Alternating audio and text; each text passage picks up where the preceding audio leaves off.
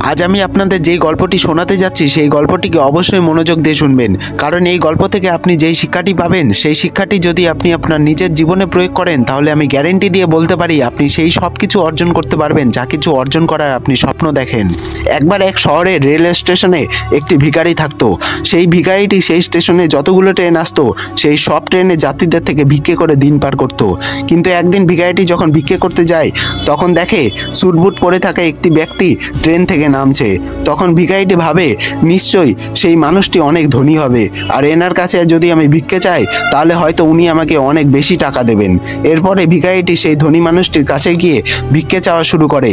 তখন ধনী ব্যক্তিটি বলে, আচ্ছা তুমি কি সবসময় সবার কাছ থেকে এভাবেই শুধু চাও?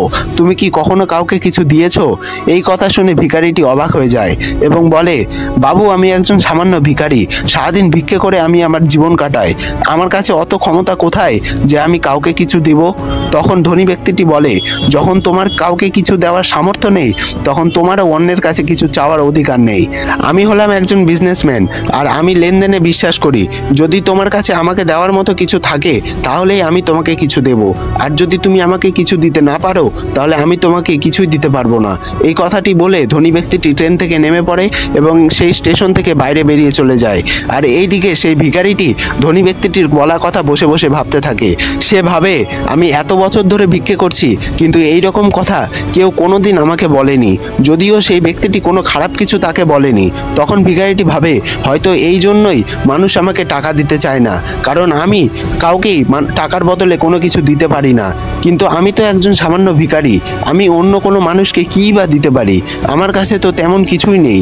সবশেষে ভিখারিটি মনে মনে স্থির করে আজ থেকে যখনই মানুষ তাকে ভিক্ষে দেবে তখনই সে তার ভিক্ষের পরিবর্তে তাকে কিছু না কিছু দেবে। ভিখারির মনে সবসময় এই কথাটাই চলছিল এবং সে ভাবতে থাকে সে তো নিজেই একজন ভিখারি, তাহলে সে অন্যকে কি দিতে পারে? আর এইসব ভাবতে ভাবতেই তার পুরো 2টো দিন কেটে যায়। কিন্তু এই 2 দিন ভিখারি কোনো রকম ভিক্ষে করেনি, কারণ সে তার 2 দিন ধরেই তার প্রশ্নের উত্তর খুঁজে পায়নি। এরপর অর্থাৎ 3য় দিন ভিখারিটি যখন স্টেশনে আসে ভিক্ষে করতে এবং স্টেশনে এসে বসে তখনই সে দেখতে পায় স্টেশনের ওই পারে একটি রেল লাইনের ধারে একটি গাছে বেশ কিছু ফুল ফুটে আছে। সেটি দেখে ভিখারিটি মনে মনে ভাবে, আমাকে ভিক্ষের পরিবর্তে যদি মানুষকে একটি করে ফুল দিই তাহলে কেমন হয়? আর এরপরেই সে সিদ্ধান্ত নেয় যে সে ভিক্ষের পরিবর্তে প্রত্যেকে একটা করে ফুল দেবে। আর এরপর সে সেখান থেকে কিছু ফুল নেয় আর ট্রেনে উঠে ভিক্ষে করতে শুরু করে। এরপর কেউ যখনই ভিখারিকে ভিক্ষে দিত তখনই সে সামনে থাকা ব্যক্তিকে একটি করে ফুল দিত। এইভাবে প্রত্যেক দিন সে ফুল নিয়ে আসতো আর যারা ভিক্ষে দিত তাদেরকে একটি করে ফুল দিত। আর কিছুদিন পর সেই ভিখারিটি লক্ষ্য করে যে ফুল দেওয়ার পর থেকে মানুষ তাকে বেশি বেশি ভিক্ষে দেওয়া শুরু করেছে। যতক্ষণ পর্যন্ত তার কাছে ফুল থাকতো মানুষ ততক্ষণ পর্যন্তই তাকে ভিক্ষে দিত, কিন্তু যখন তার কাছে ফুল শেষ হয়ে যেত তখন কেউ তাকে আর ভিক্ষে দিতে চাইতো না। আর এভাবেই তার বেশ দিন কাটছিল। এরপর একদিন ভিখারিটি যখন ভিক্ষে করার জন্য ট্রেনে ওঠে তখন হঠাৎই সে সেই ধনী বিজনেসম্যানটিকে দেখতে পায়, যার কথায় সে আজ ভিক্ষের পরিবর্তে মানুষকে ফুল দেওয়া শুরু করেছে।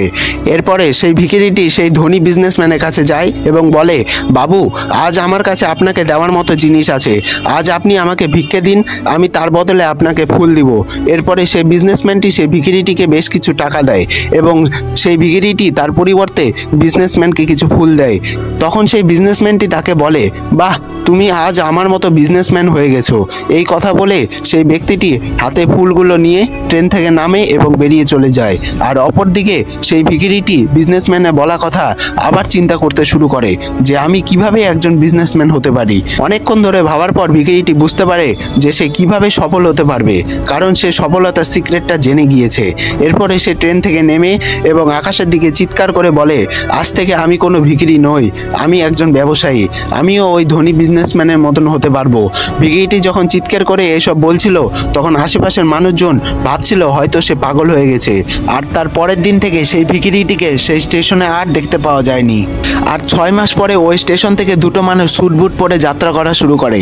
দুইজনে একে অপরের দিকে তাকায় এবং দুইজনে একে অপরের সাথে হাত মেলায়।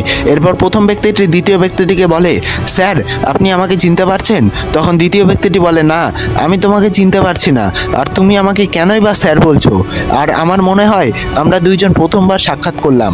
তখন প্রথম ব্যক্তিটি বলে, না, আপনি মনে করে দেখার চেষ্টা করুন, আমরা প্রথমবার নয় বরং তৃতীয়বার দেখা করলাম। তখন দ্বিতীয় ব্যক্তিটি বলে, না, আমার তো মনে পড়ছে না যে আমরা এর আগেও দুইবার দেখা করেছি। তখন সেই প্রথম ব্যক্তিটা একটু হাসে আর বলে যে আমি হলাম সেই ভিখারি যাকে আপনি প্রথমবার দেখা করার সময় বলেছিলেন যে আমাকে জীবনে কি করতে হবে, আর দ্বিতীয়বার যখন আপনার সাথে দেখা হয় তখন বলেছিলেন যে আমি আসলে কে। এই কথা শুনে দ্বিতীয় ব্যক্তিটি একটু হাসে আর বলে, মনে পড়েছে, তুমি কি সেই ভিখারি যাকে আমি একবার ভিক্ষে দিতে না করেছিলাম, আর দ্বিতীয়বার আমি তোমার কাছ থেকে কিছু ফুল কিনেছিলাম, কিন্তু তুমি এই স্যুট বুট পরে কি করছো, আর তুমি আজকাল কী বা করছো, কোথায় থাকছো? তখন সেই ভিখারিটি বলে, হ্যাঁ, আমি সেই ভিখারি, আর এখন আমি একজন বড় ফুল ব্যবসায়ী, আর ব্যবসার কাজেই আমি এখন অন্য শহরে যাচ্ছি। আপনি আমাকে প্রথমবার সাক্ষাতের সময় বলেছিলেন যে এটা প্রকৃতির নিয়ম, আর প্রকৃতির নিয়ম অনুযায়ী আমরা তখনই কিছু পাবো যখন কিছু আমরা দেব, আর এই নিয়মটা বাস্তবে কাজ করে এবং আমি সেটা অনুভব করি। তাও আমি নিজেকে ভিখারি মনে করতাম। আর দ্বিতীয়বার যখন আপনার সাথে দেখা হয় তখন আপনি আমাকে বলেন যে আমি একজন বিজনেসম্যান হয়ে গেছি, আর তখনই আমি বুঝতে পারি যে মানুষ কেন আমাকে এত বেশি বেশি ভিক্ষা দিচ্ছে। কারণ তারা আমাকে ভিক্ষা দিচ্ছিল না, বরং তারা আমাকে ওই ফুলের মূল্য দিচ্ছিল। আমি মানুষের চোখে একজন ব্যবসায়ী ছিলাম, কিন্তু নিজের চোখে ছিলাম একজন ভিখারি। আর আপনি বলার পর আমি বুঝতে পারি যে আমি একজন ছোট ব্যবসায়ী। আমি প্রতিদিন ফুল বিক্রি করে যা টাকা পেতাম সেই টাকা জমিয়ে আমি একটি ফুলের দোকান করি, আর তার ফলে আজ আমি একজন বড় ও সফল ফুল ব্যবসায়ী হতে পেরেছি। এরপরে দুই ব্যবসায়ী খুব খুশিতেই ছিল এবং তারা তাদের গন্তব্য স্টেশন পর্যন্ত আসে এবং দুইজনেই নিজের কর্মক্ষেত্রে ফিরে যায়। বন্ধু, এই গল্প থেকে আমরা অনেক কিছু শিখতে পারি। তার মধ্যে অন্যতম হলো যে গিভ অ্যান্ড টেক পলিসি। এই গল্পের প্রথম যে ব্যবসায়ী ছিল সে খুব ভালোভাবে জানতো গিভ অ্যান্ড টেক পলিসি কিভাবে ব্যবহার করতে হয়, আর এই পলিসির মাধ্যমেই পৃথিবীর প্রত্যেকটা বড় বড় ব্যবসায়ী আজ তারা সফল হতে পেরেছে। আর এই নিয়মটি সে সেই ভিখারিটিকে শেখায়, আর ভিখারিটিও এই নিয়মটি তার জীবনে প্রয়োগ করে, আর তার পরিণাম খুব দ্রুত সে দেখতে পায়। ভিখারিটি বুঝতে পেরেছিল যে তাকে কি করতে হবে, কিন্তু নিজের ছোট চিন্তার কারণে সে নিজেকে ভিখারি মনে করত। তাই বলছি, আপনি নিজের চিন্তাকে পরিবর্তন করুন, তাহলেই দেখবেন আপনি আপনার সমস্ত লক্ষ্য পূরণে সক্ষম হবেন।